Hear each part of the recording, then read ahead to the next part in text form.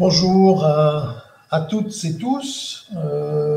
Mon nom est Stéphane De Witt. Je vous parle depuis Bruxelles et je devrais être accompagné par Nafissatou Touré, mais malheureusement, elle a des problèmes de connexion depuis le Sénégal et donc je vais modérer cette session seule, en tout cas, jusqu'à ce qu'elle puisse nous rejoindre. Donc voilà, nous avons une session, je pense, extrêmement riche sur les comorbidités, en particulier les aspects métaboliques, qui constituent, je pense, aujourd'hui un chapitre très important de la prise en charge du patient VIH. Alors, je suis médecin clinicien, infectiologue, et je suis chef de service du service des maladies infectieuses et du centre de référence VIH du CHU Saint-Pierre à Bruxelles.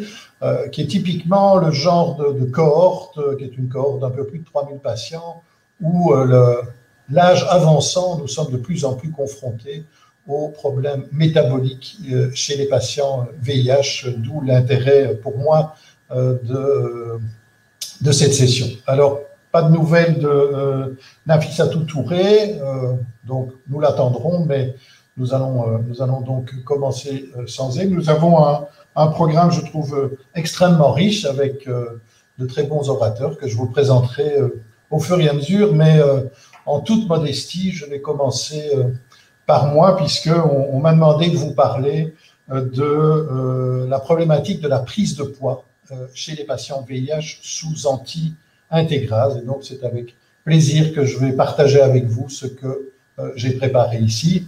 Voilà, top vidéo pour Stéphane De Witt.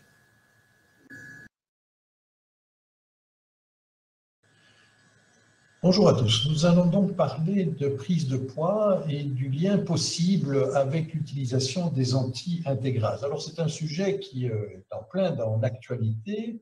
Est-ce un sujet vraiment neuf? Eh bien, quand on revoit cette étude publiée en 2009, donc réalisée il y a plus de 10 ans, on observait déjà que les patients mis sous abacavir avaient une prise de poids à 2 ans d'environ 2 kg comparé au tenofovir. Et 2 kg, ben, c'est à peu près ce que beaucoup d'études actuelles suggèrent chez les patients mis sous anti-intégrase. Donc, le sujet est-il vraiment neuf? Alors, lorsqu'on parle de prise de poids, la première question à se poser, c'est s'agit-il d'une prise de poids favorable ou non? Et rappelons-nous que le diagnostic du VIH reste tardif dans beaucoup de situations, dans beaucoup de régions, et que donc une proportion significative de patients se présente avec un niveau d'immunodéficience significatif et un tableau d'amaigrissement, et que dans ces cas, la prise de poids qui suit l'initiation de la thérapie antirétrovirale est le reflet du retour en bonne santé et à un mode de vie meilleur. Et donc, dans les études, dans les cohortes, il n'est pas toujours facile de déterminer ce caractère favorable ou non de la prise de poids. Par ailleurs, cette prise de poids comment est-elle vécue par les patients? Pas beaucoup de données. J'ai relevé ici une sous-étude de l'étude Advance dont nous allons reparler, qui a été effectuée en Afrique du Sud, où 68 participants et participants, majoritairement des femmes, ont été interviewés concernant la prise de poids, et on note que seules 8 femmes étaient mécontentes de leur prise de poids, dont 2 avaient une prise de poids supérieure à 10% par rapport à l'initiation de traitement. 2 hommes étaient mécontents. Donc, la plupart des participants et participantes étaient satisfaits de cette prise de poids. Alors, si l'on regarde les cohortes, j'ai sélectionné 2 cohortes américaines. L'étude ENA Accord, d'abord, près de 23 000 patients naïfs mis sous anti-intégrase ou inhibiteur de protéase ou non nucléoside sur une période de 10 ans, majorité d'hommes caucasiens. Eh bien, on voit que ce sont les traitements à base d'inhibiteurs d'intégrase et d'inhibiteurs de protéase qui induisent le plus de prise de poids à 5 ans, comparé aux non-nucléosides, et sur le panneau en bas, on voit que c'est le dolutegravir qui semble induire une prise de poids plus importante que les anti-intégrases de première génération. Alors, une donnée importante à mettre en perspective, c'est que l'Américain moyen, ben, il prend 0,5 à 1 kg par an entre 30 et 50 ans. Rappelons-nous que nos cohortes VIH vieillissent également et qu'une partie de leur prise de poids est le reflet de l'évolution, entre guillemets, physiologique du poids dans les tranches d'âge dans lesquelles ils se trouvent aujourd'hui. Autre cohorte américaine, la cohorte ACTG, qui, elle, va comparer cette combinaison à base d'antiprotéase Et pour résumer les choses, on note essentiellement que la prise de poids est plus importante sous dolutegravir, en effet, en vert, par rapport à l'elvitegravir en rouge. Et de manière intéressante, le raltegravir semble induire plutôt une prise de poids tardive.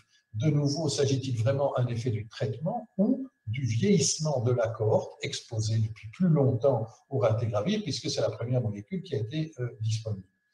Autre observation sur le panneau en bas, ce sont les combinaisons à base de dolutegravir et tenofovir, TDF-TAF, qui induisent la prise de poids, semble-t-il, la plus importante. Et vous voyez que l'écart type est extrêmement large, suggérant une très grande hétérogénéité des données.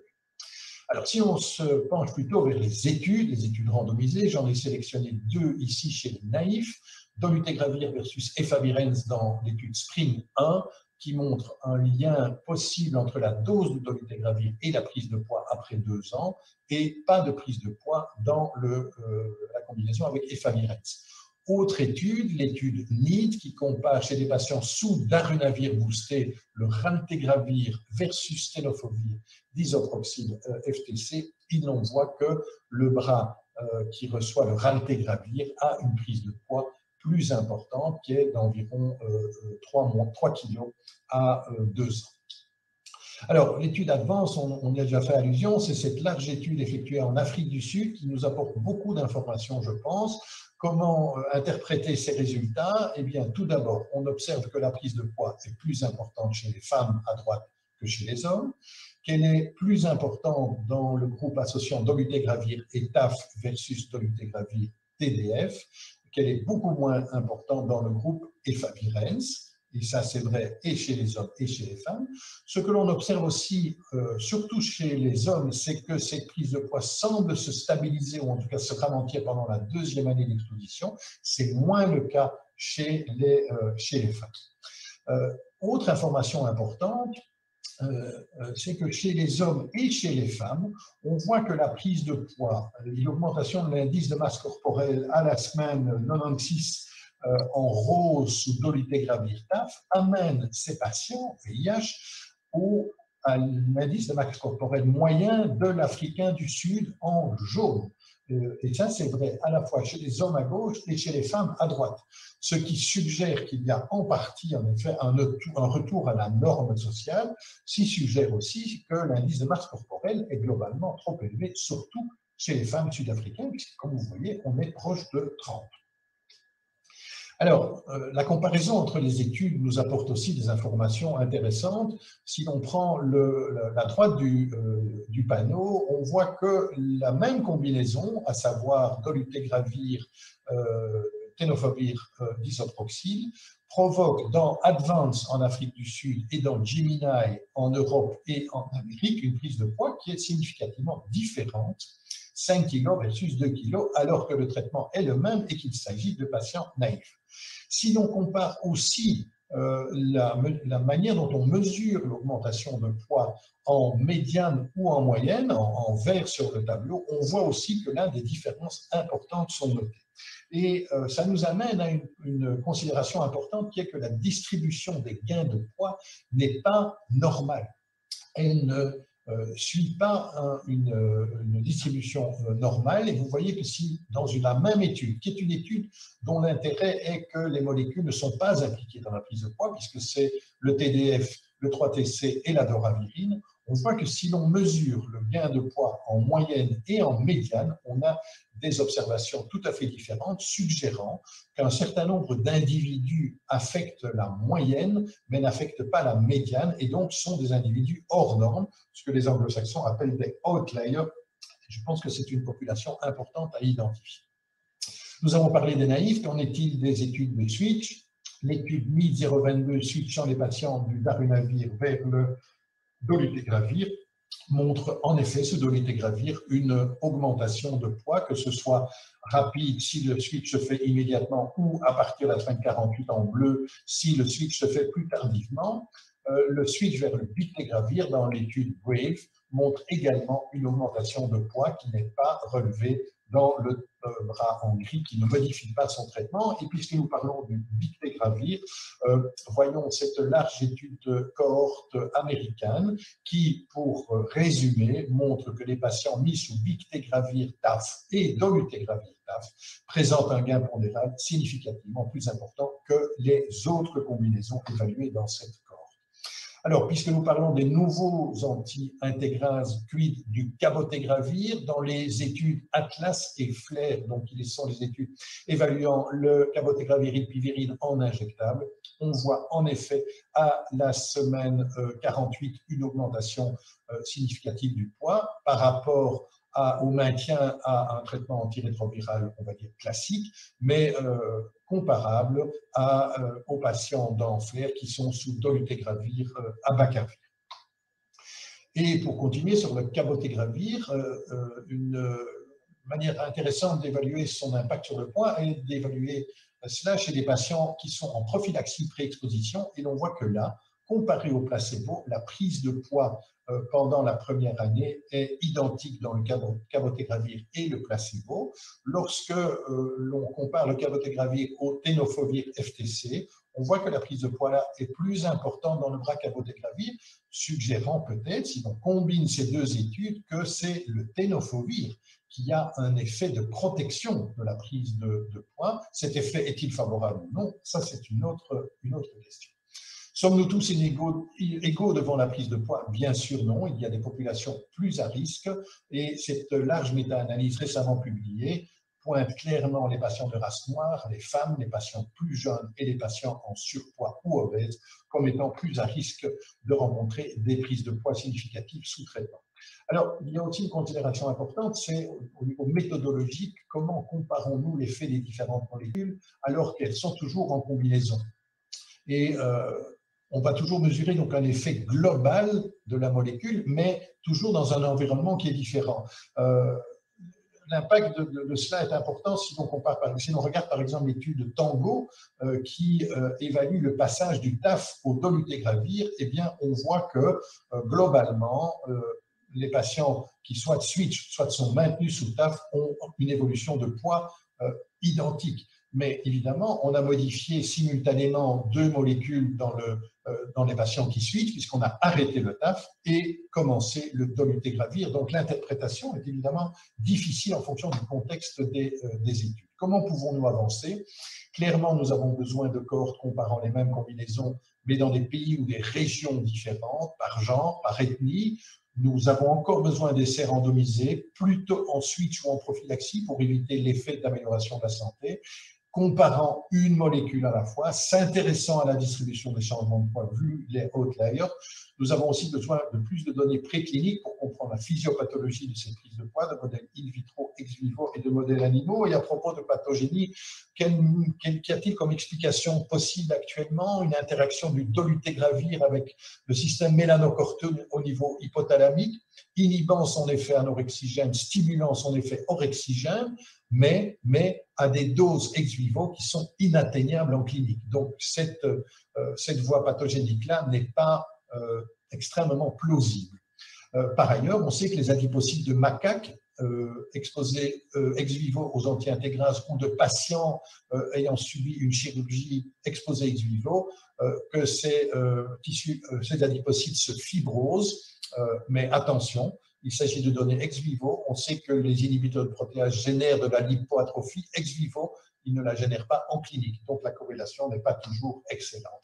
Et à ce titre, d'ailleurs, je trouve que cette étude récemment présentée au congrès de Glasgow est tout à fait intéressante et ouvre des perspectives extrêmement utiles. C'est une étude italienne qui suit pendant 10 ans une cohorte de patients et qui sélectionne ceux qui ont une prise de poids de plus de 5%, une partie de ces patients étant exposés aux inhibiteurs d'intégrase, l'autre partie ne l'étant pas. Et qu'est-ce que cette étude nous montre? Deux choses. D'une part, que l'indice de masse corporelle augmente plus aux inhibiteurs d'intégrase, 2,5 kg versus 1,9 kg, mais que la densité de la graisse viscérale sous anti-intégrase diminue significativement plus chez les patients sous anti-intégrase, suggérant une amélioration de la qualité du tissu actif. Donc, nous devons probablement dans l'avenir évaluer non seulement la quantité, mais aussi la qualité du tissu adipeux pour réellement juger de l'impact des différents schémas thérapeutiques sur la prise de poids et ses caractéristiques essentielles. En conclusion,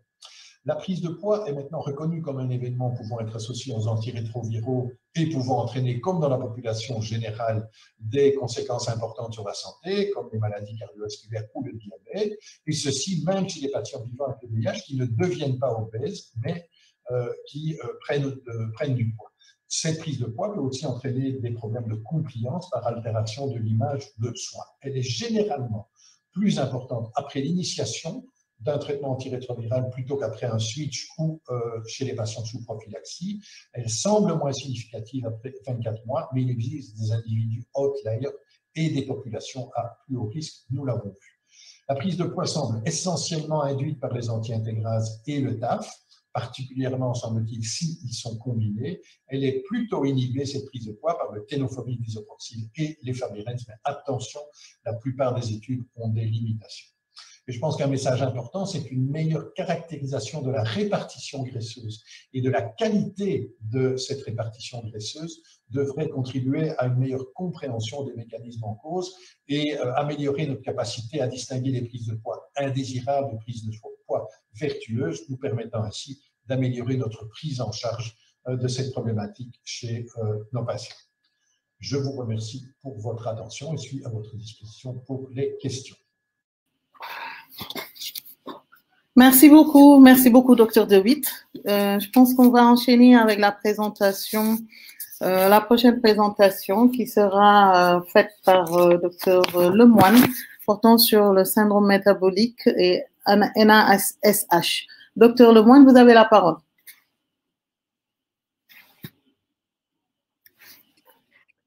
Bonjour, je vous remercie de m'avoir invité à cette conférence virtuelle. L'objet de ma présentation aujourd'hui est de vous donner une vue d'ensemble sur la stéatose hépatique non alcoolique et l'infection par le VIH. La stéatose hépatique non alcoolique, qu'on appelle encore NAFLD, non-alcoolic fatty liver disease, se définit par l'accumulation de graisse dans le foie en l'absence d'autres causes, notamment de consommation excessive d'alcool. Alors, la NAFLD comprend plusieurs stades. Un premier stade très bénin qu'on appelle la simple steatosis ou non-alcoolic fatty liver. Puis la NASH qui se définit par l'association de stéatose et de lésions nécrotico-inflammatoires, la fibrose et la cirrhose. La NAFLD est une maladie dynamique, c'est-à-dire que les malades peuvent progresser d'un stade à l'autre ou régresser d'un stade à l'autre. Le risque principal est de développer une cirrhose et un carcinome hépatocellulaire. Alors, les facteurs de risque de la NAFLD sont bien connus, je les ai listés ici. Il s'agit de l'âge, de l'index de masse corporelle, essentiellement l'obésité et le syndrome métabolique, mais également l'insulinorésistance et le diabète, et bien sûr la sédentarité et l'alimentation hypercalorique. Des prédispositions génétiques ont été également identifiées. Vous le savez tous, l'obésité est devenue un problème de santé publique majeur à l'échelle mondiale. En 2016, l'OMS estimait que 39% de la population mondiale souffrait de surpoids et 13% d'obésité. Il n'est donc pas surprenant d'observer une prévalence élevée de la NAFLD à l'échelle mondiale. Vous le voyez ici, les pays les plus touchés sont les pays du Middle East, mais également l'Amérique du Sud. L'Afrique semble un peu épargnée.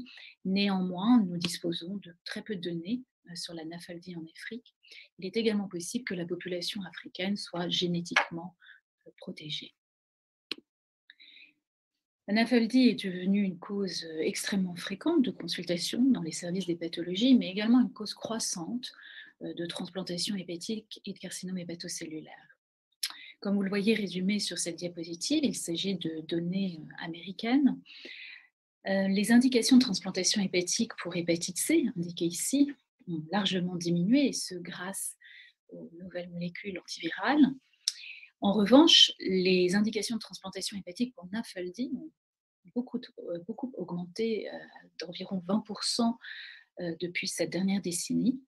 Et de façon intéressante, dans cette étude, les auteurs rapportent une augmentation très nette du nombre de patients en attente de transplantation avec un indice de masse corporelle très élevé, avec une augmentation d'environ 40% depuis ces 10 dernières années. NAFLD, on le sait, est associé à une surmortalité, comme indiqué ici. Et ce que l'on sait bien, c'est que le stade de fibrose hépatique est le principal prédicteur de mortalité, toutes causes confondues, ainsi que de mortalité hépatique, comme vous le voyez ici. Alors, la NAFLD est-elle un problème chez les patients affectés par le VIH? La réponse est oui, pour plusieurs raisons. D'abord parce que la population VIH vieillit, et ce grâce à l'amélioration de la prise en charge du traitement de ces patients. Mais les patients VIH présentent également très souvent des troubles métaboliques. Et j'ai résumé ici sur cette diapositive la prévalence du syndrome métabolique chez les patients mono-infectés par le VIH. Vous voyez que cette prévalence varie selon les études, selon les critères, entre 20 et 40%. Donc, qu'en est-il de la prévalence de la stéatose hépatique non alcoolique chez les patients VIH? Dans cette méta-analyse menée par mon groupe, nous avons estimé la prévalence autour de 35%, probablement un peu plus supérieure à ce qui est rapporté dans la population générale chez les patients non VIH, puisqu'on estime autour de 25% dans la population non VIH. Les facteurs de risque de NAFLD chez les patients mono-infectés par le VIH semblent être les mêmes facteurs de risque observés dans la population non VIH, c'est-à-dire l'obésité et le syndrome métabolique. Qu'en est-il de la NASH? La prévalence est plus difficile à estimer, puisque, comme je vous l'ai dit, la NASH se définit par la présence d'une stéatose et de lésions nécrotico-inflammatoires à la biopsie, qui reste donc l'examen de référence. Si l'on reprend les études qui ont évalué les patients à risque de NASH ayant une biopsie hépatique, eh bien, la prévalence est autour de 40%. Quant à la prévalence de la fibrose dans cette population, on l'estime autour de 20%. J'ai résumé ici les études les plus récentes évaluant la prévalence de la stéatose hépatique non alcoolique et de la fibrose. Vous voyez que la prévalence est effectivement autour de 30% selon les études, mais les outils diagnostiques utilisés sont assez différents, ainsi que les populations assez hétérogènes. Donc les facteurs de risque de fibrose, eux, ont été moins bien étudiés. C'est pour cette raison que nous avons mené cette étude rétrospective internationale avec 5 centres européens, nord-américains et sud-américains. 116 patients mono-infectés par le VIH ayant une biopsie hépatique ont été analysés et le diabète de type 2 ressortait comme un facteur de risque indépendant de fibrose dans cette population. Enfin, avec mes collègues européens, français, belges et allemands, nous avons récemment mené cette étude ECAM, dans laquelle 402 patients mono-infectés par le VIH ont été inclus. Il s'agit d'une population à risque de NAFLD, c'est-à-dire des patients âgés de plus de 40 ans ayant un syndrome métabolique, une élévation des tests hépatiques ou une lipodystrophie clinique. Dans cette étude, les patients ayant les facteurs de risque de fibrose significative étaient la durée d'exposition aux antirétroviraux, l'insulinorésistance et la présence d'une stéatose modérée ou sévère en IRM. On dispose de très peu de données longitudinales dans cette population. Les seules données longitudinales aujourd'hui disponibles chez les patients VIH mono-infectés avec NAFLD viennent de l'équipe canadienne de Giada Sebastiani. Et dans cette étude, les auteurs ont montré que la présence d'une stéatose hépatique était un facteur de risque indépendant de progression de la fibrose, comme illustré ici. Qu'en est-il des outils diagnostiques? La biopsie de foie, je vous l'ai dit, reste le gold standard pour le diagnostic de NASH. Elle est toutefois difficile à réaliser en routine. On dispose néanmoins de nombreux outils non invasifs, tout au moins pour le diagnostic de stéatose et de fibrose. Mais ces outils ont été très peu validés chez les patients VIH mono-infectés avec des performances diagnostiques controversées. Pour revenir à l'étude ECAM, encore une fois, tous nos patients inclus dans cette étude ont eu une IRM, un fibroscan, un CAP-score, un fibrotest actitest, et puis des scores biochimiques standards, la PRI, le FIT-4, et un sous-groupe de patients ont eu une biopsie de foie.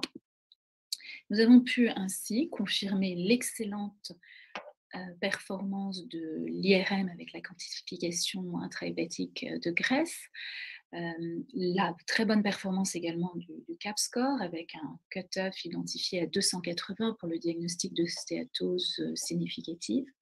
En revanche, pas de bonne performance du stéatotest et du NASH-test et finalement une meilleure performance du niveau d'ALAT seul pour identifier les patients avec NASH.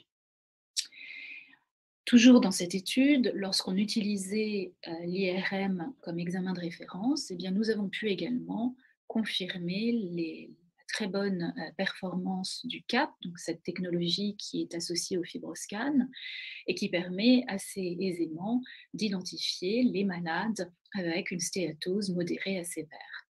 Dans notre étude, le meilleur cut-off identifié était de 280. Qu'en est-il du fibroscan ? Donc, les performances du fibroscan dans la population VIH mono-infectée ayant une NAFLD eh bien, ont été peu étudiées. Elles ont été rapportées, de bonnes performances ont été rapportées par le groupe de Karen Morse en 2015. Néanmoins, dans l'étude européenne ECAM, nous n'avons pas été capables de confirmer cette bonne performance du fibroscan. Et nous proposons même de meilleures performances pour le score APRI, très simple d'utilisation puisqu'il prend en compte uniquement les transaminases et les plaquettes. Alors, qu'en est-il des options thérapeutiques chez ces patients? Tout d'abord, aucun médicament n'a été à ce jour approuvé pour le traitement de la NASH. En revanche, les règles hygiéno-diététiques restent toujours essentielles. Notamment la perte de poids est une mesure extrêmement importante et cela a bien été montré. On recommande en général aux patients de perdre au moins 7 à 10% de leur poids d'origine car l'impact est plus important sur la résolution des lésions de NASH et la régression de la fibrose. Beaucoup de molécules sont en cours de développement et d'évaluation, mais chez les patients non VIH, je tiens effectivement à souligner qu'il est regrettable, et on s'est positionné à ce sujet avec mes collègues, il est regrettable que les patients infectés par le VIH soient systématiquement exclus des essais thérapeutiques pour l'évaluation des nouvelles molécules pour le traitement de la NASH. Quelques molécules ont été évaluées, comme la thésamoréline, qui est une hormone de croissance, dans une petite étude incluant 61 patients. Vous voyez ici un effet positif sur la résolution de la stéatose et sur l'amélioration du niveau de transaminase, mais pas d'effet démontré sur la régression de la fibrose. Quelques études sont en cours pour évaluer l'intérêt du Maraviroc, donc 2 études menées actuellement à Londres. Pour conclure, vous l'avez vu, la stéatose hépatique non alcoolique est fréquente chez les patients VIH. L'obésité et le syndrome métabolique jouent un rôle clé dans le développement de ces lésions. Le rôle du VIH n'a pas encore été très bien établi. Nous ne disposons que de très peu de données longitudinales à ce jour. Autre problème, les algorithmes décisionnels basés sur les tests non invasifs doivent être absolument mieux validés. Et pour ce qui est du traitement, la perte de poids et les règles hygiéno-diététiques restent les mesures thérapeutiques majeures, car aucune molécule n'a été validée à ce jour pour le traitement de la NASH. Et comme je vous l'ai dit, il est extrêmement important de considérer désormais l'inclusion des patients VIH dans les essais thérapeutiques NASH. Je vous remercie de votre attention et je profite de cette présentation pour remercier tous mes collègues qui me permettent de travailler sur cette thématique. Merci beaucoup.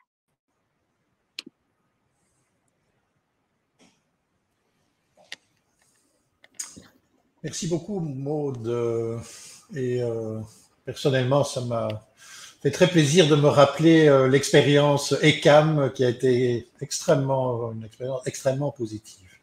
Alors, nous n'avons pas énormément de questions actuellement. Est-ce que, Nafissatou, vous souhaitez en Oui, poser peut-être? oui, absolument, en sachant que je ne suis pas du tout très spécialisée en matière de pathologie hépatique, surtout chez les patients VIH.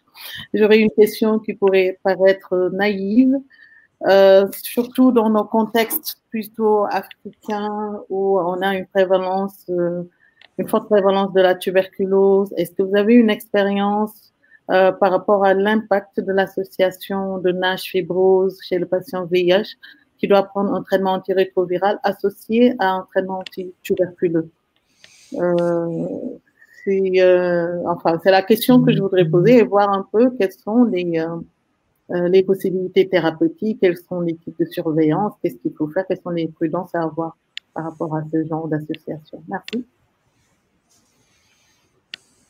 Merci beaucoup pour votre question. Non, c'est une question intéressante et importante. Je pense que dans ce contexte, alors d'abord, ça n'a pas été très bien évalué. D'abord, tout simplement parce que, surtout dans le contexte africain, les patients VIH avec des lésions de NASH, on ne connaît pas très bien. La première chose qui apparaît importante, c'est qu'il est extrêmement important d'exclure le diagnostic de cirrhose parce que, bien sûr, les médicaments antituberculeux sont potentiellement hépatotoxiques. Donc, de toute manière, il y a une surveillance hépatique qui est nécessaire. Et je dirais que tout simplement faire un APRI qui est très simple, ça on l'a montré grâce à notre étude européenne, permet déjà d'éliminer, de repérer au moins les patients qui ont potentiellement développé une cirrhose. Dans ce contexte-là, il est plus prudent d'adapter et le dosage et le traitement antituberculeux et la surveillance. Il y a une question qui est arrivée entre-temps. Maud, elle rejoint un peu la discussion que moi j'ai menée. Donc la question c'est, est-ce qu'on peut considérer aujourd'hui qu'il y a des classes d'antirétroviraux ou des molécules qui favorisent plus le développement de la NAFLD ou de la NASH? Qu'est-ce qu'on sait sur le sujet aujourd'hui? Oui, c'est une question importante. Alors, d'abord, les données sont un peu contradictoires, je dirais. Il y a la question des anti-intégrases que tu as très bien soulevée, Stéphane. Et là, récemment, il y a une étude danoise qui a montré que les patients exposés aux anti-intégrases avaient plus de risques de développer une stéatose hépatique. Maintenant, le rôle des vieilles molécules, bon, on n'utilise plus totalement la DIA, etc. Mais les résultats sont controversés. Ce que nous, on a trouvé dans l'étude ECAM, dont tu es co-investigateur, c'est que plus que le type de drogue, peut-être la durée d'exposition aux antirétroviraux pourrait être, en tout cas dans notre étude, ressortait comme un facteur indépendant de fibrose hépatique. Donc, peut-être qu'il faudrait avoir une attention toute particulière chez les patients, d'abord qui vieillissent, donc les patients de plus de 40 ans avec une longue histoire d'exposition aux antirétroviraux, puis une exposition désormais aux anti-intégrases, plus un surpoids, plus un diabète. Voilà, mais on sait pas très bien s'il faut changer de classe, etc. Moi, j'avais aussi une question. Les études dont on dispose actuellement, si je ne me trompe pas, se concentrent quand même sur un profil de patient relativement homogène. Je pense qu'on a surtout des études chez des MSM caucasiens, il y a un petit peu d'autres choses. Est-ce que, de la même manière qu'on l'a vu pour la prise de poids, est-ce que tu penses que le risque des stéatoses hépatiques pourrait être différent en fonction d'éléments de population, peut-être qui sont des éléments soit génétiques, soit bien sûr culturels, alimentaires, enfin que sais-je. Donc, qu'est-ce qu'on sait là-dessus? Et j'ai l'impression que pour le moment, on n'en sait pas encore grand-chose, mais tu me corrigeras peut-être. Non, c'est vrai, c'est juste. Les données, d'abord, on a très peu de données, globalement. On a des données aussi qui sont très hétérogènes. C'est ce que j'ai résumé dans une de mes diapositives. C'est intéressant de voir que les outils diagnostiques utilisés sont très différents. Alors, un coup, on utilise l'échographie, un coup le CAP, un coup la spectrométrie. Il n'y a pas beaucoup d'études de population incluant beaucoup de malades. Avec une restriction particulière, c'est que le diagnostic de NASH nécessite encore une biopsie hépatique, parce que c'est vraiment des lésions inflammatoires qui doivent être... Il n'y a pas de marqueur non invasif, donc déjà assez rapidement, le nombre de malades est limité parce qu'il est compliqué de faire une biopsie de foie. La génétique joue un rôle, et ça on l'a confirmé dans l'étude des CAM. Alors on ne sait pas, par exemple, dans la population africaine, c'est bien possible que la population africaine soit protégée avec un profil d'expression de PNP, de l'adiponitrine, qui est un gène qui intervient dans la graisse dans le foie. Maintenant, c'est vraiment une maladie multifactorielle. Et c'est vrai que les règles de vie, on voit bien que dans les grandes capitales africaines, le mode de vie a changé aussi. Hein, le taux d'obésité augmente. Donc, en fait, on manque vraiment cruellement de données. Ouais. Nafissatou, d'autres questions? Oui. Non, c'est bon pour moi. Non, parce qu'on a encore un petit peu de temps là. Pour une fois qu'on n'est pas sous pression pour les questions-réponses, c'est magnifique. Qu'est-ce que tu... Bon, alors, tu as bien souligné la difficulté des outils diagnostiques, parce que voilà, soit on a des outils très performants mais peu accessibles, soit on a des choses qui sont voilà. Qu'est-ce que dans ce contexte aussi difficile, et c'est évidemment la question à 1 million d'euros, qu'est-ce que tu proposerais pour nos collègues dans les pays à ressources limitées comme compromis, on va dire raisonnable, bien sûr, ce n'est pas mieux que cela, pour le dépistage et le suivi de ces pathologies hépatiques? Parce que je pense que ça devient une question significative potentiellement chez eux aussi. Oui, oui, bien sûr. Hein, on est d'accord. On est tout à fait d'accord. Alors, je pense qu'il y a un outil d'abord qui est très facile à faire dans le contexte africain, c'est la mesure des transaminases. La LAT, ça ne coûte pas très cher, c'est à peu près faisable dans tous les laboratoires. Donc, je dirais que déjà, de regarder chez un patient VIH quel est le niveau d'ALAT, c'est un premier indicateur. Alors, bien sûr, on exclut les co-infections virales B, C, qui sont quand même assez fréquentes dans les pays africains, notamment pour le B. Et puis, s'il y a une élévation de l'ALAT, on peut faire très simplement une échographie aussi, ça quand même, c'est faisable. L'accès à l'échographie est simple. Le CAPS et le FibroScan, je pense que ça reste très compliqué dans de très nombreux pays africains. Donc déjà, détecter de la stéatose à l'échographie, ça peut être indicateur. Et puis déjà, très vite, mettre en place des règles d'hygiène-diététique, informer les malades, ne pas hésiter quand il y a une prise de poids trop importante à leur faire perdre du poids, parce que c'est très facile d'observer une régression de la stéatose. Je vous l'ai montré dans cette étude, les malades qui perdaient déjà 5% de leur poids à baseline avaient un impact sur la régression de la stéatose. Bien sûr, après, moi, je ne suis pas du tout spécialiste du VIH, mais considérer de modifier le traitement antirétroviral, pourquoi pas, mais ça, je sais bien que ça peut être compliqué. Mais surtout, contrôler les facteurs de risque de la stéatose. Alors, on ne peut pas contrôler l'âge, on vieillit tous, mais on peut contrôler le poids, le diabète. J'ai souvent eu, là où je travaille en Gambie et au Sénégal, beaucoup de malades qui ne prennent pas bien leur traitement anti-hypertenseur, leur traitement pour le diabète. Peut-être les patients VIH sont mieux surveillés. Mais voilà, commencer par des règles très simples. Et moi, je commencerai déjà par la LAT. Ok. Donc, juste pour... ALAT plaquette, ALAT azat plaquette, c'est très très facile à faire. Vous avez la formule online. Je voulais juste terminer sur ce point-là, excusez-moi, Nafissatou, mais juste, c'est facile à faire en clinique. On n'a pas accès au FibroScan, certes, mais on peut très bien faire un APRI. Et c'est déjà indicateur. Ou même regarder que les plaquettes. Un patient qui a des plaquettes basses, alors je sais bien qu'il y a bien d'autres causes, et voilà. Oui, pardon. Je vous ai interrompu. Oui, oui, non, non, c'est bien parce que ça nous donne un peu une idée de ce qu'il faut vraiment regarder pour avoir une orientation vers ce genre de diagnostic. Je voulais juste poser une dernière question, c'est les indicateurs sur le plan clinique. Parce qu'on peut ne pas avoir forcément une prise de poids. Est-ce que même une stagnation du poids devrait faire? C'est vrai que dans le suivi des patients VIH, il y a un suivi aussi bien clinique que paraclinique assez régulier. Est-ce qu'il faut anticiper sur ces éléments-là? Si jamais, à quel niveau d'augmentation du poids il faut craindre la survenue de cette stéatose?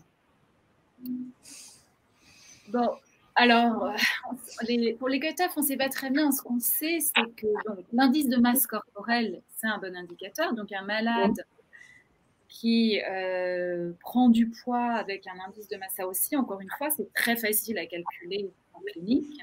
Un indice de masse corporelle qui augmente, c'est problématique. Mais plus que l'indice de masse corporelle, c'est aussi le tour de taille qui est facile à mesurer. Faut-il encore avoir un mètre dans sa poche en clinique?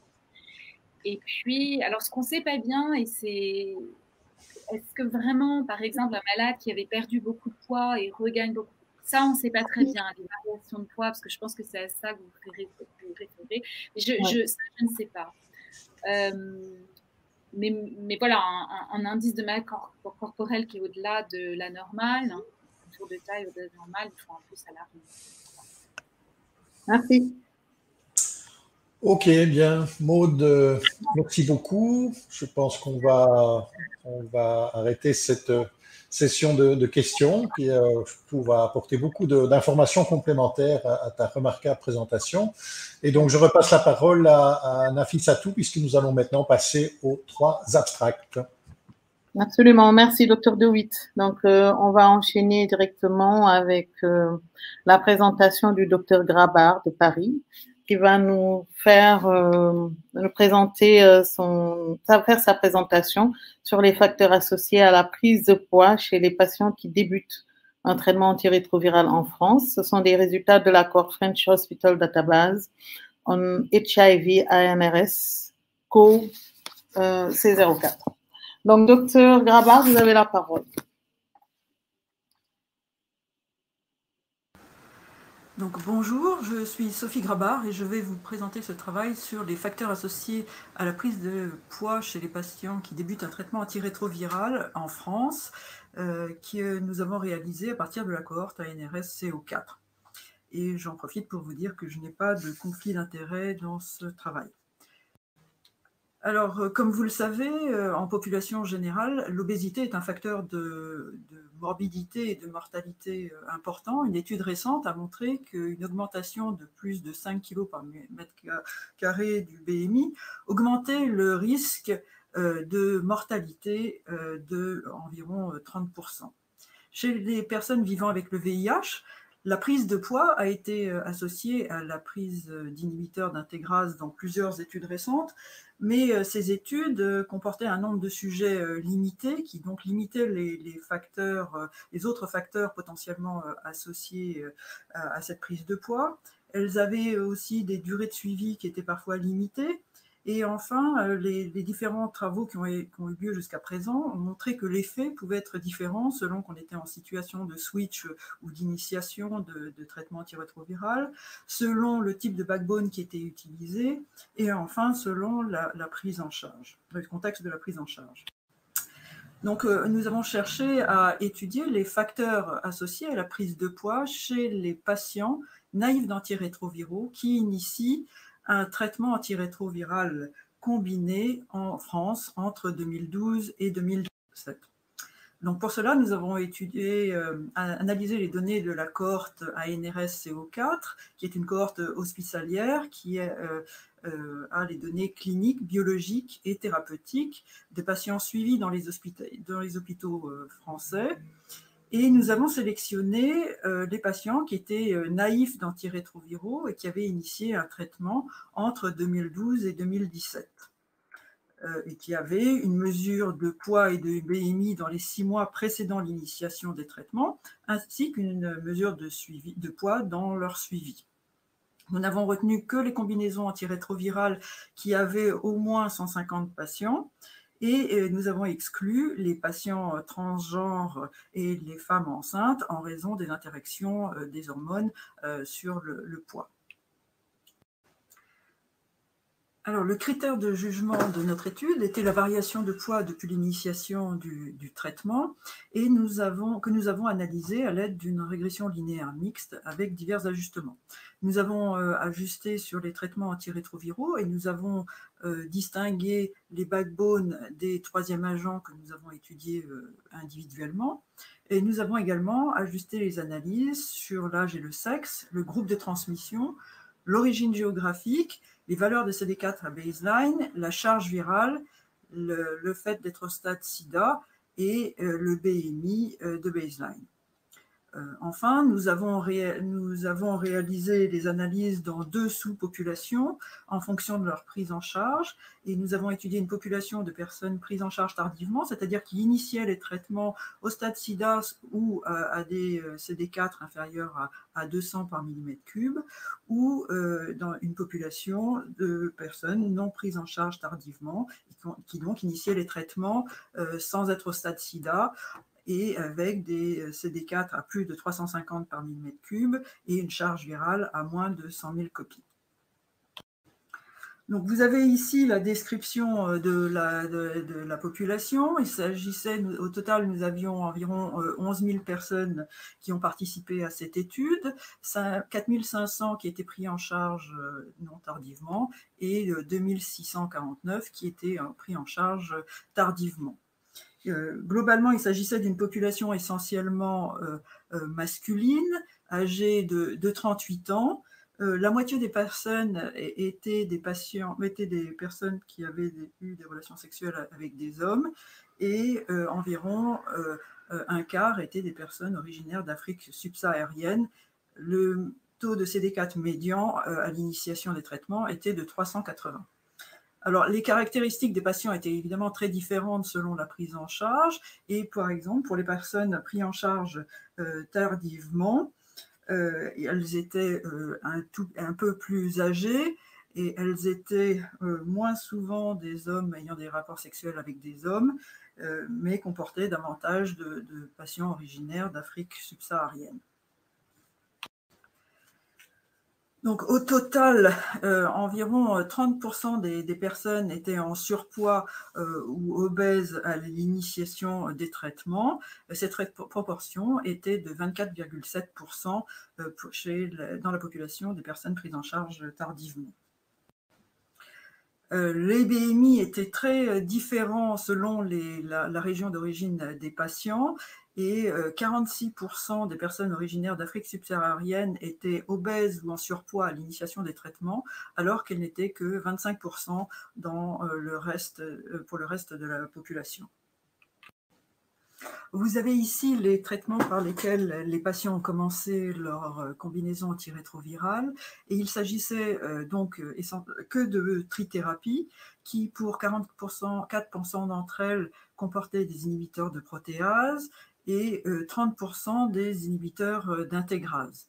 Les caractéristiques des traitements différaient selon la prise en charge et les patients qui étaient pris en charge tardivement étaient davantage traités par inhibiteurs de protéase, avec 60% d'entre eux, mais moins souvent traités par des inhibiteurs non nucléosidiques.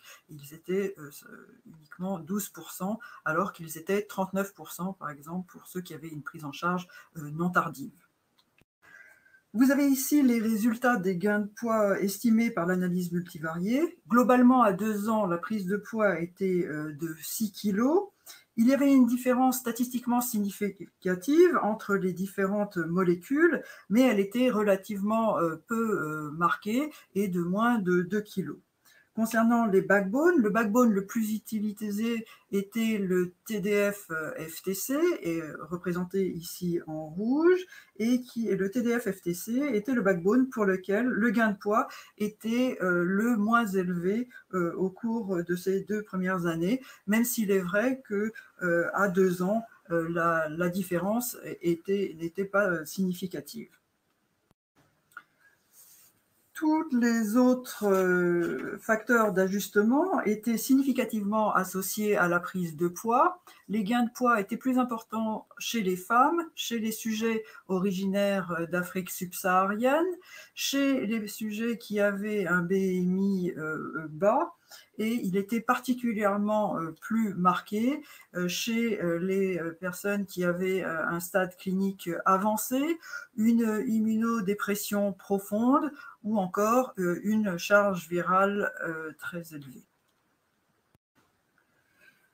Vous avez ici les résultats donc, selon la prise en charge tardive, avec des situations très différentes. Chez les personnes prises en charge tardivement, le gain de poids à 2 ans était de près de 7 kg, alors qu'il n'est que de 1,5 kg dans la population non prise en charge tardivement. Chez les non-tardifs, il y avait peu de différence entre les différentes molécules, alors que chez les personnes prises en charge tardivement, les différences entre les molécules étaient plus marquées, plus de 5 kg entre celle qui donnait le plus de différence de poids et celle qui en avait le moins. Et le raltegravir et le dolutegravir étaient des molécules pour lesquelles les gains de poids étaient de plus de 8 kg à 2 ans. Au total, nos résultats ont montré qu'il y a beaucoup de facteurs qui sont associés à la prise de poids, mais qu'il y a surtout un effet majeur de la prise en charge tardive sur la prise de poids. 2 ans après l'initiation des traitements, les personnes prises en charge tardivement ont une importante prise de poids de plus de 6 kg. En revanche, la prise de poids est modeste chez ceux qui initient leur traitement alors qu'ils sont pris en charge de façon non tardive. Nous n'avons pas mis en évidence de différences très marquées entre les différentes combinaisons antirétrovirales. Néanmoins, chez les personnes prises en charge tardivement, les patients sous raltegravir et dolutegravir ont l'augmentation de poids la plus importante avec plus de 8 kg à 2 ans. L'ensemble de ces résultats sont compatibles avec un effet de retour vers la santé des personnes traitées chez lesquelles les combinaisons antirétrovirales sont initiées tardivement. Il restera encore à évaluer l'impact clinique de cette prise de poids et de son effet sur la morbimortalité, ainsi que d'étudier si des effets similaires sont observés en situation de switch. Je vous remercie de votre attention et je remercie également toutes les personnes qui contribuent à la FHDH et les personnes qui ont contribué spécifiquement à ce travail. Merci de votre attention. Merci beaucoup, Sophie, pour cette très belle présentation qui apporte, je pense, beaucoup d'informations dont on pourra discuter lors de la session des questions-réponses dans quelques minutes. Mais avant ça, nous allons passer à la deuxième présentation sur Abstract. Et donc, je donne la parole à Karl Kpossou. Karl Kpossou qui travaille actuellement au Centre d'épidémiologie à Melun, à l'unité de santé publique, qui a un grand intérêt pour les maladies cardiovasculaires, les comorbidités. Et donc, le titre de sa présentation est « Facteurs associés à l'obésité abdominale chez les personnes vivant avec le VIH originaires d'Afrique et des Caraïbes, l'étude Active-VIH ». Voilà, Karl, vous avez la parole. Vidéo. Bonjour, chers participants des Afravis Connectés 2020. Je suis le Dr Karl Kpossou, médecin en santé publique au groupe hospitalier Sud-Île-de-France. Je suis très heureux, très honoré de vous rejoindre au cours de cette section interactive portant sur les comorbidités associées au VIH. Et j'ai l'honneur donc de partager avec vous les résultats de notre étude qui porte sur la présentation suivante intitulée « Les facteurs associés à l'obésité abdominale chez les migrants PVIH originaires d'Afrique et des Caraïbes ».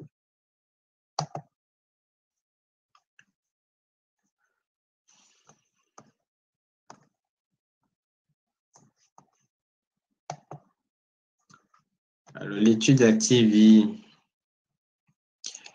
est un projet de recherche-action mené dans la Seine-Saint-Denis, principalement donc au CHU d'Avicenne avec l'équipe du professeur Olivier Buchot.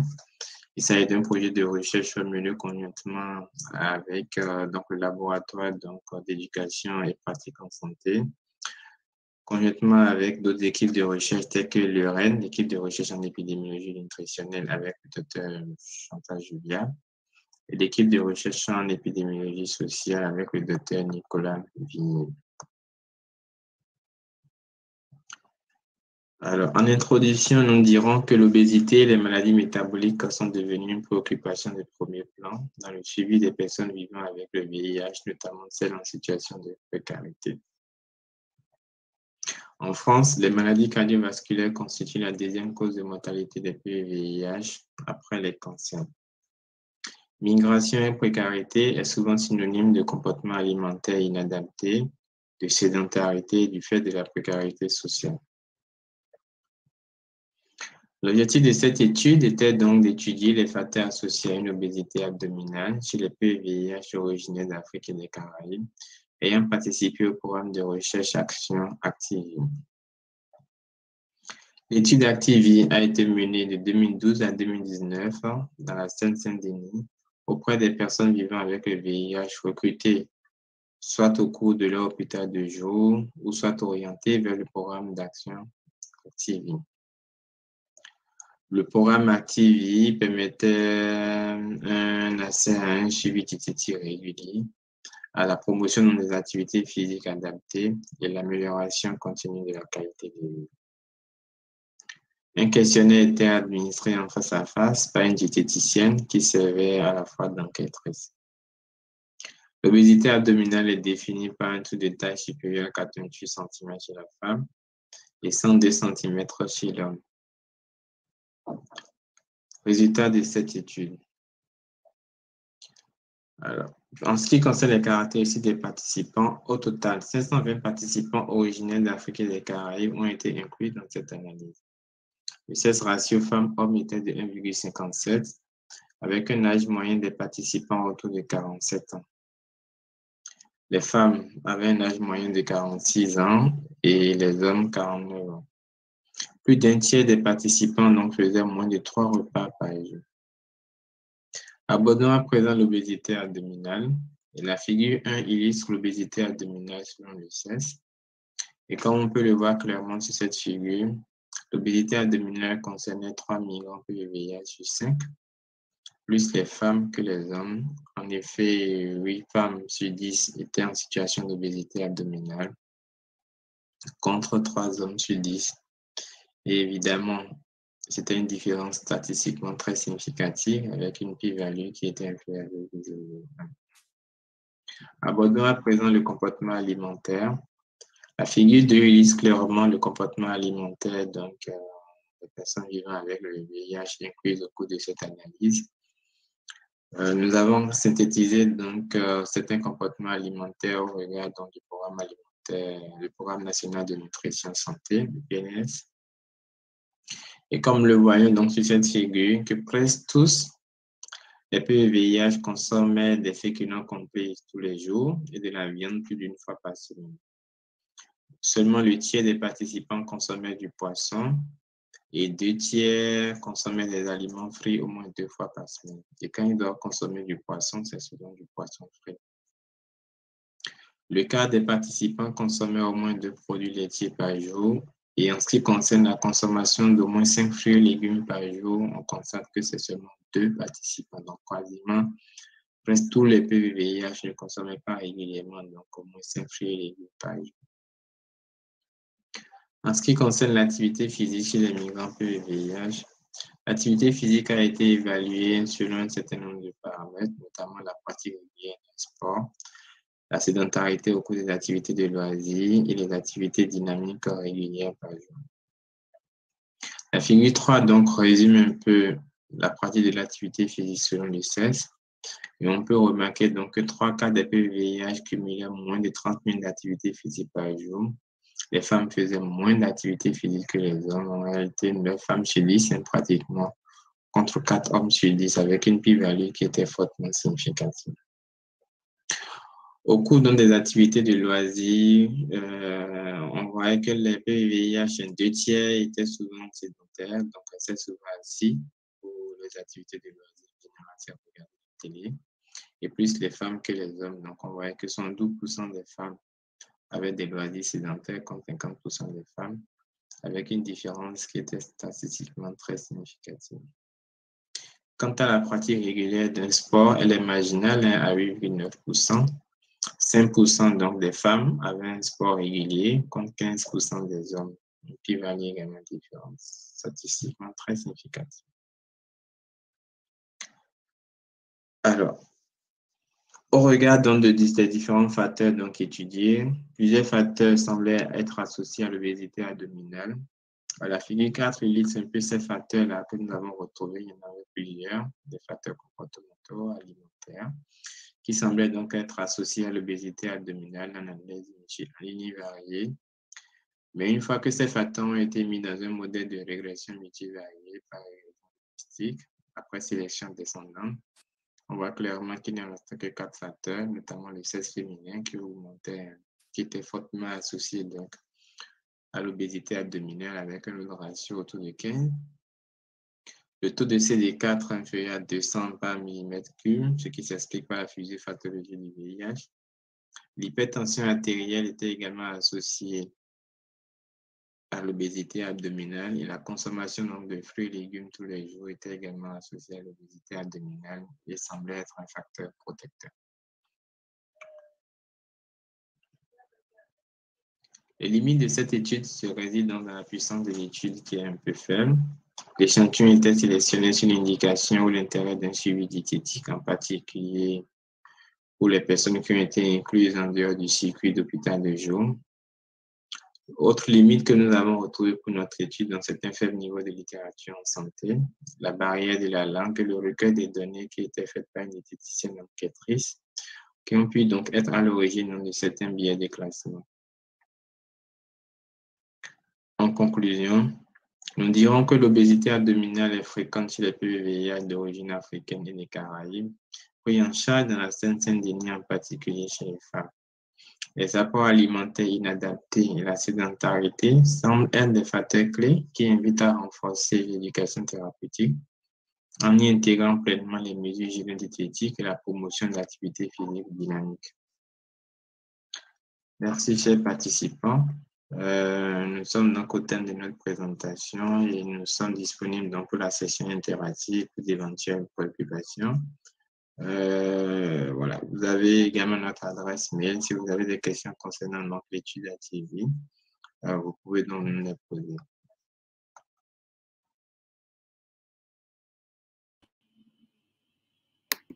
Très bien, merci beaucoup, Dr. Kossou. Nous allons enchaîner avec la présentation du Dr. Barbieux, qui nous vient de Genève, de Suisse, qui est spécialiste, qui est en train de faire son doctorat en biologie et actuellement attaché de recherche clinique depuis 1 an et demi dans le groupe de recherche du professeur Alexandra Calmi dans l'unité VIH du département des maladies infectieuses. Donc, elle coordonne aussi des essais cliniques dans le domaine du VIH, mais également pour le COVID. Donc, le docteur Barbieux va nous faire une présentation sur la prise pondérale chez les patients initiant le dolutegravir au sein d'un essai randomisé. Docteur Barbieux, vous avez la parole. Bonjour à tous. Avant de commencer, j'aimerais remercier les membres du jury qui ont sélectionné notre abstract et également remercier les organisateurs du congrès qui ont réussi à maintenir l'événement malgré les circonstances. Donc, je suis heureuse de pouvoir vous parler aujourd'hui de la prise pondérale chez les patients initiant le dolutegravir, donc au sein d'un essai clinique randomisé qui se nomme Simple HIV. Je vous informe que ma participation au congrès a été financée en partie par Gilead Sciences et que Simple HIV est une étude clinique académique, nationale et financée par le Fonds national suisse de recherche. Comme vous le savez, les traitements antirétroviraux sont en constante évolution et il est clair que l'optimisation du traitement doit être explorée dans le contexte d'une prise quotidienne de médicaments. Pour cela, nous avons mis en place l'étude Simple HIV, qui est une étude randomisée avec 4 bras d'études et qui compare 2 stratégies antirétrovirales, une bithérapie, donc composée d'emtricitabine et de dolutegravir, versus des traitements standards de type trithérapie. Elle compare également 2 stratégies de monitoring, un monitoring chaque 3 mois versus un monitoring centré sur les besoins des patients. Les résultats de cette étude ont été présentés à l'EACS en novembre 2019 et ont pu démontrer la non-infériorité de la bithérapie versus la thérapie standard. Si l'on regarde l'évolution de la prise de poids au cours de l'étude pour les patients, donc juste brièvement, il faut savoir que le poids a été mesuré à 3 reprises pendant l'étude, une fois lors de la baseline, une seconde fois à la moitié d'étude, c'est-à-dire à la semaine 24, et une troisième fois à la fin de l'étude à la semaine 48. Donc si l'on regarde la prise de poids entre les 2 bras d'étude, on peut voir que les patients donc sous bithérapie ont pris en moyenne 1,3 kg au cours de l'étude, comparé à 0,3 kg pour le groupe en traitement standard. Donc ici, la différence de poids est non significative entre ces 2 bras. Si l'on regarde les participants qui ont pris 10% de leur poids ou plus au cours de l'étude, on peut voir que cela concerne 4,4% des patients sous bithérapie versus 3,3% des patients en traitement standard. Par la suite, nous avons décidé de faire une analyse post-hoc et de voir s'il y avait une relation entre la prise de poids et le dolutegravir. Comme vous le savez, c'est un sujet actuel et également complexe à traiter. Notre premier objectif était de décrire la prise de poids chez les patients de l'étude Simple HIV, qu'ils prennent ou qu'ils ne prennent pas de dolutegravir, et donc d'évaluer cette prise de poids entre la baseline et la semaine 48. Le second objectif a été d'étudier la relation entre les taux plasmatiques de dolutegravir et la prise de poids chez les patients qui initiaient le dolutegravir. Donc ces patients sont appelés New to DTG. Pour cela, nous avons décidé de mettre les participants dans 3 catégories bien distinctes. La première, les New to DTG, c'est-à-dire des patients qui ont pris du dolutegravir pour la première fois en débutant l'étude. Une catégorie No DTG, c'est-à-dire des patients qui n'ont jamais pris de dolutegravir, que ce soit avant l'étude ni pendant l'étude. Et une catégorie DTG, donc des patients qui avaient du dolutegravir dans leur traitement avant et qui ont continué le même traitement pendant l'étude. Donc, pour rappel, le poids a été pris donc, à 3 moments pendant l'étude et nous avons obtenu donc, des valeurs pour 181 patients à la semaine 48, soit pour 96,8% de nos participants. Nous avons également effectué une prise de sang à la semaine 48 qui nous a permis de pouvoir doser les taux plasmatiques de dolutegravir chez ces patients. Brièvement, si l'on regarde les caractéristiques des patients pour ces 3 groupes, on peut voir que généralement, ils sont relativement similaires. Nous avons un pourcentage de femmes dans chaque groupe qui est assez faible. Le CD4 lors de la baseline était relativement équivalent entre les 3 groupes, de même que le BMI.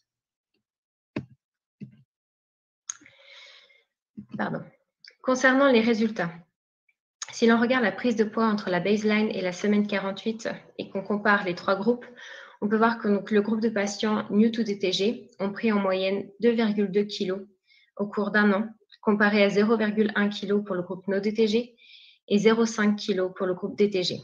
Donc ici, une différence au niveau du poids qui est significative.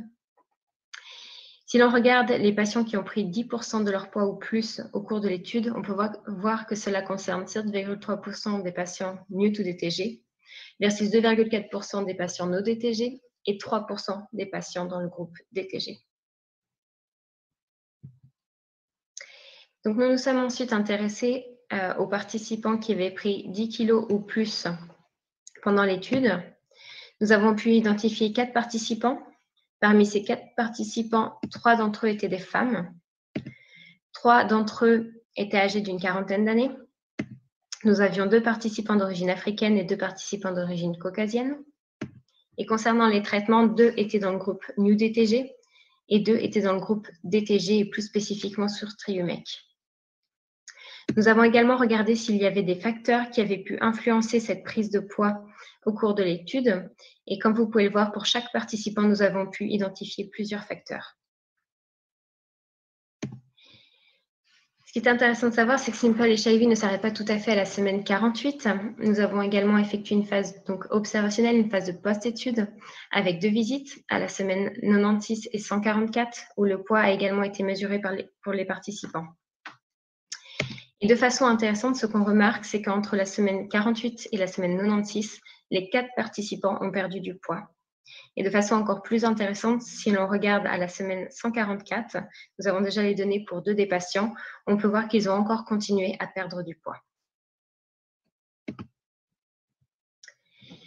Donc, concernant notre second objectif, qui était d'étudier la relation entre les taux plasmatiques de dolutegravir et la prise de poids chez les new-to-DTG, nous avons donc fait appel à Laurent Descoster et Perrine Courlet pour pouvoir réaliser le dosage des taux plasmatiques de dolutegravir et réaliser les analyses pharmacocinétiques.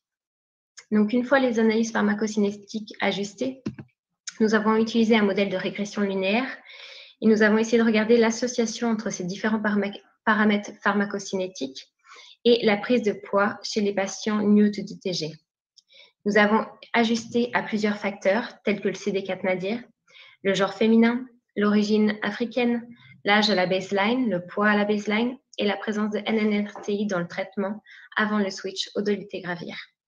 Ce qu'on peut observer ici, c'est qu'il n'y a aucune corrélation entre les taux plasmatiques de dolutegravir et la prise de poids chez les patients new-to-DTG, même en analyse multivariée.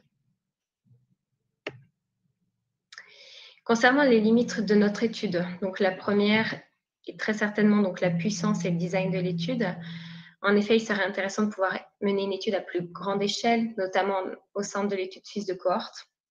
Et comme vous vous en doutez, Simple HIV n'avait pas été designé à la base pour faire cette étude sur le poids et les associations avec le dolutegravir. Comme nous l'avons vu dans une des dias précédentes, des facteurs externes peuvent être également liés à la prise de poids et doivent être pris en compte, tels que les facteurs psychologiques et émotionnels, les facteurs physiques, les facteurs biomédicaux, le mode de vie, l'origine ethnique et le vieillissement. Et d'autre part, il est très important de considérer qu'il y a aussi des mécanismes biologiques qui doivent être impliqués et qui doivent encore être investigués par la suite. En conclusion, nous avons pu mettre en évidence donc une prise de poids d'environ 2 kg en l'espace d'1 an donc chez les patients new-to-DTG. Et nous n'avons pas observé de corrélation entre les taux plasmatiques de dolutegravir et la prise de poids chez les patients new-to-DTG. J'aimerais remercier tous les participants de l'étude et les différents sites qui ont participé à Simple HIV, donc qui sont ici sur votre droite. Et un grand merci à Laurent Descoster et à Perrine Courlet pour leur travail sur cette étude. Je tiens à remercier également donc la Swiss HIV Cohort Study ainsi que le Fonds national suisse. Je vous remercie de votre attention et je serai ravie de pouvoir répondre à vos questions.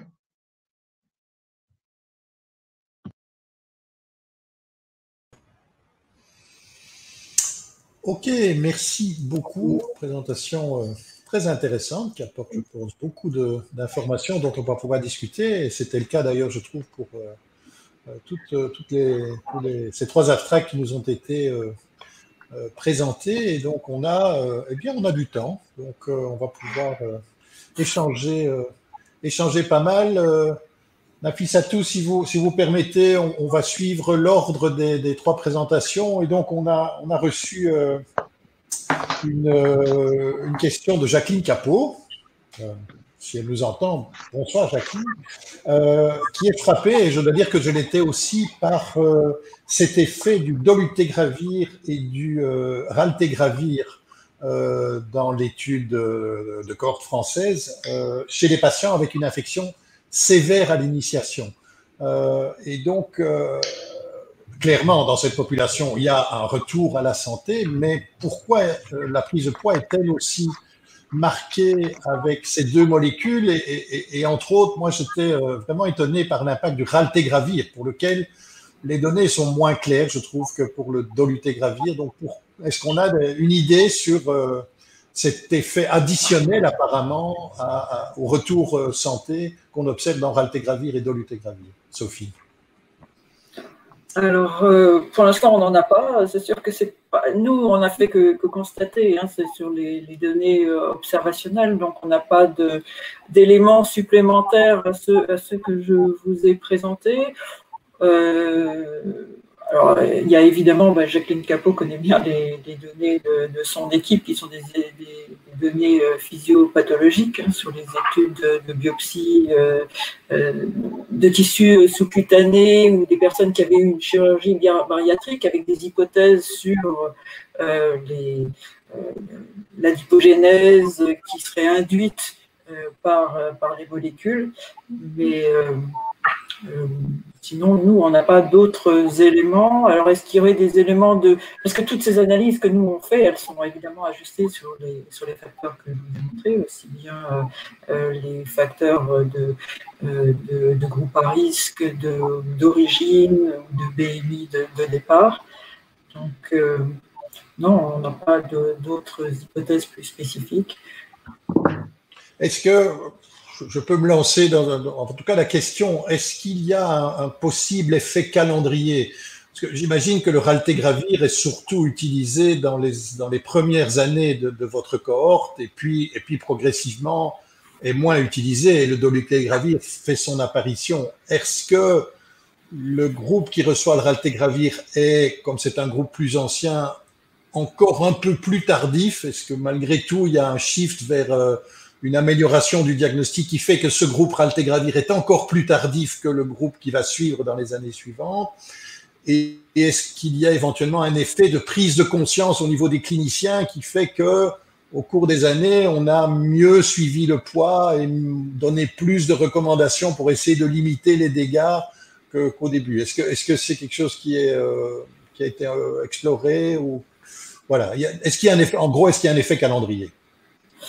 Alors, non, on l'a pas mesuré sur le fait que les cliniciens aient fait attention. Je pense qu'on verrait plutôt cet effet-là dans des données qui sont postérieures, donc c'est dans les années futures, parce que là, les données qu'on a, elles se limitent jusqu'à la fin 2018.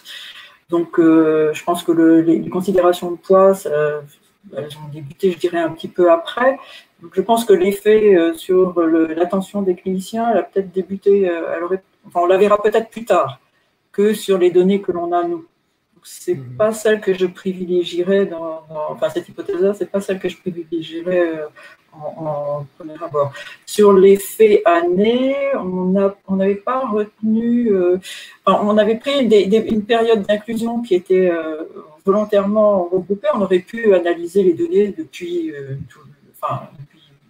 de façon antérieure, à 2012, par exemple, pour les traitements, mais qui aurait peut-être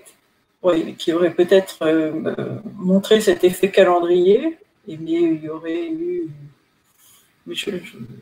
Non, je me souviens plus si on avait ajusté spécifiquement sur l'année. C'est quelque chose qu'on pourrait tester de toute façon, mais je crois qu'on ne l'avait pas finalement retenu. D'accord. Je suis les questions là en direct et Jacqueline en repose une qui vous est adressée directement à Sophie. Peut-on suggérer un effet synergique du VIH dans les réservoirs et des molécules? Donc j'imagine au niveau de la lipogénèse. Je pense qu'elle a plus de compétences que moi pour répondre à ce genre de choses. Je pense que oui, ça peut être. On peut envisager ce genre d'hypothèse, mais à nouveau, ce n'est pas nos données qui permettront spécifiquement d'apporter des éléments là-dessus. Oui.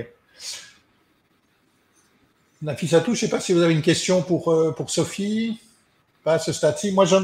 Comment avez-vous gérer les modifications de traitement dans votre corps? L'analyse est faite en intention de traiter, c'est le traitement de départ qui compte.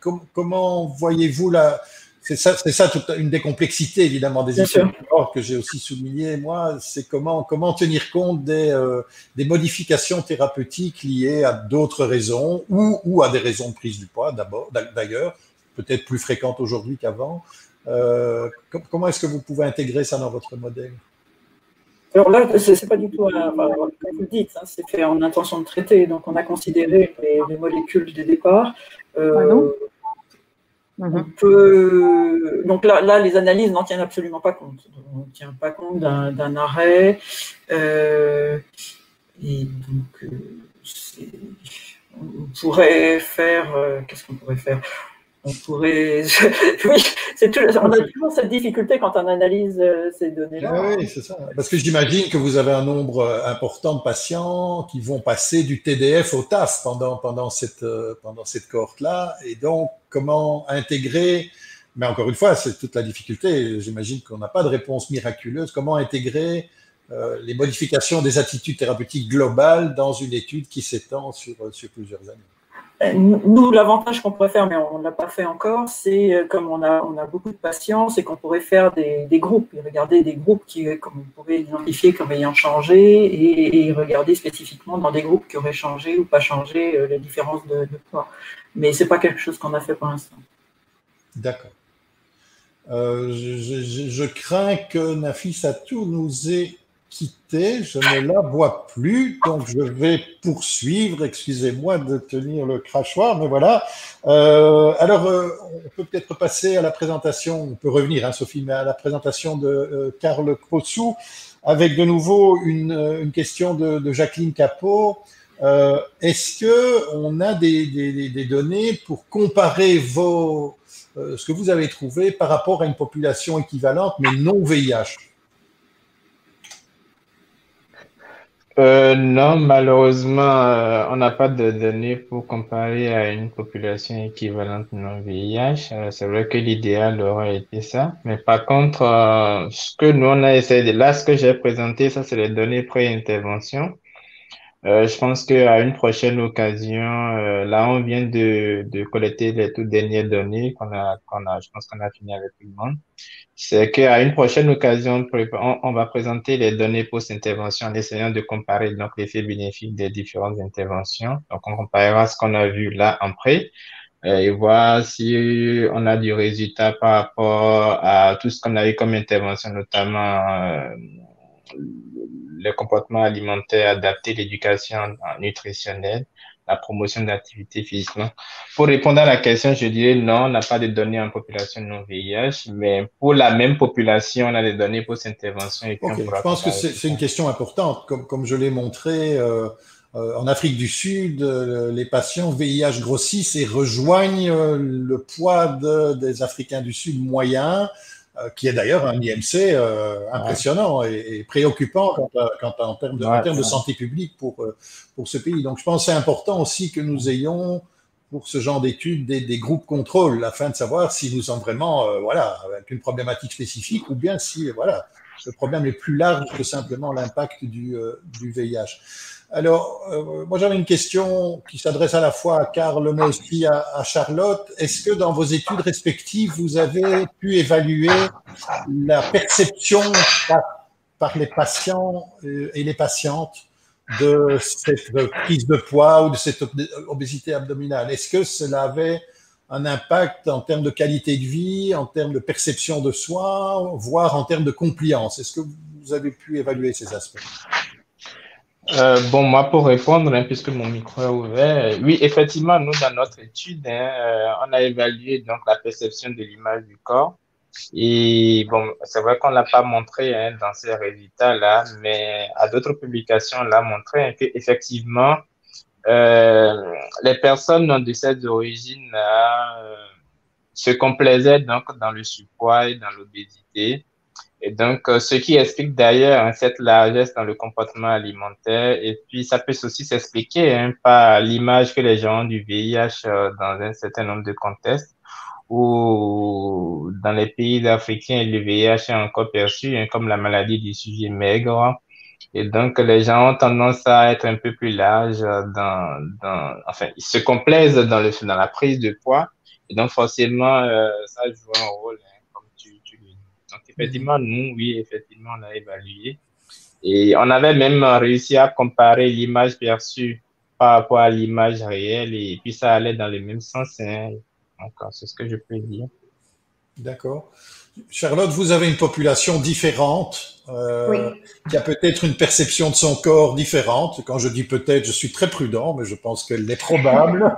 Est-ce que vous avez pu évaluer ça dans votre étude Simple HIV? Alors, malheureusement, non. En fait, on n'était pas... c'est vrai qu'on a fait la prise de poids à 3 intervalles de temps différents, mais on n'a pas précisément questionné les participants sur cette prise de poids, ni documenté le pourquoi ces participants avaient pu prendre du poids. Après, lors des consultations, je pense que ce soit avec le médecin ou avec notre infirmière d'études, je pense qu'il y a quand même eu une discussion avec certains participants quand la prise de poids était importante. Et ils ont essayé d'investiguer un petit peu le pourquoi. Mais c'est vrai que nous, on ne l'a pas documenté spécifiquement. Et souvent, c'est vrai, comme je l'ai mis dans la diapositive où on voit les participants qui ont pris beaucoup de poids, on arrive très facilement à trouver des facteurs qui pourraient être impliqués dans cette prise de poids. Donc, du coup, après, faire la différence entre les traitements et ces facteurs, c'est là que ça devient vraiment compliqué. C'est pour ça qu'il faut des analyses des essais cliniques beaucoup plus complets pour pouvoir analyser cette prise de poids. D'accord. Une question rapide, là, puisqu'il nous reste 4 minutes. Dans votre étude, Charlotte, qu'est-ce qui était proposé aux patients après la semaine 48 et qui a permis d'obtenir ces résultats de perte de poids? Est-ce qu'il y avait un programme qui était uniforme, homogène, ou bien c'était en fonction de… Alors, en fait, à partir du moment où on passait en phase de post-étude, on restait dans un suivi standard de soins. Donc, dans les procédures habituelles, les suivis de cohorte, 2 fois par an. Rien de spécial a été mis en place pour les participants. On n'avait plus d'aspect interventionnel sur l'étude. C'était uniquement observationnel et il venait juste donc 1 fois par an. Et le poids était repris au cours de la consultation. Bon, ben, ça veut dire que la prise en charge clinique est bonne en Suisse, mais ça, on n'en doutait pas, parce qu'on a réussi dans le standard à faire perdre 2 kilos à vos patients. Donc, bravo. Sophie, j'ai une autre proposition pour le raltegravir, dolutegravir, qui vient de Clotilde Alavena du CHU de Nantes, et qui suggère que raltegravir, dolutegravir est particulièrement recommandé chez les patients avec VIH avancé et tuberculose. Est-ce qu'on n'a pas choisi ces molécules justement en association avec les antituberculeux et donc chez des patients qui étaient vraiment très malades? C'est un petit peu ce que j'avais suggéré aussi, puisqu'ils avaient le VIH et la tuberculose, et que ça expliquerait cette perte de poids supérieure. Voilà une proposition. En fait, on avait déjà regardé sur la tuberculose. Enfin, quand on avait fait les associations, les ajustements, on avait regardé le sida selon que c'était un sida tuberculose ou pas. Et en fait, ça ne modifiait pas l'effet qu'on voyait. Mais on va regarder ça. Très bien. Je pense que nous sommes presque au bout. Alors, une toute petite question peut-être, je ne sais pas qui est volontaire pour y répondre. Comment est-ce qu'on intègre la ménopause dans ces études, qui est quand même un facteur qu'il ne faut pas négliger dans notre population VIH vieillissante, entre guillemets. Comment intègre-t-on la ménopause?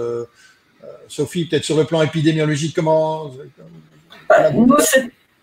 Nous, dans l'analyse, comme on l'intègre, c'est qu'on avait séparé, c'est pour ça qu'on avait fait une séparation entre les hommes et les femmes en fonction de l'âge, et on avait mis un cut-off à 50 ans, justement pensant à la ménopause.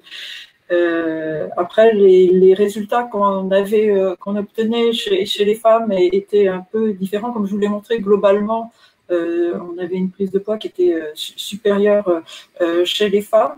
En revanche, chez les personnes prises en charge tardivement, c'était un peu différent. Enfin, les hommes de plus de 50 ans avaient la prise de poids la plus importante, même par rapport aux autres femmes.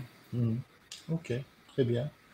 Eh bien, nous sommes presque à 17h15, ce qui était le temps qui nous était imparti. Je tiens à vous remercier tous les trois pour vos excellentes présentations, la discussion, je pense, très enrichissante que ça a pu générer. Je remercie Nafissatou qui malheureusement n'est plus avec nous, mais elle entendra sûrement, et elle sera sûrement consciente que sa présence était importante et qu'elle a pu tout à fait contribuer à la discussion. Je remercie les organisateurs de cette session qui, j'espère, vous aura tous plu et enrichi, et je vous souhaite une bonne continuation de congrès. Au revoir à tous et toutes. Merci. Merci, au revoir. Merci, au revoir.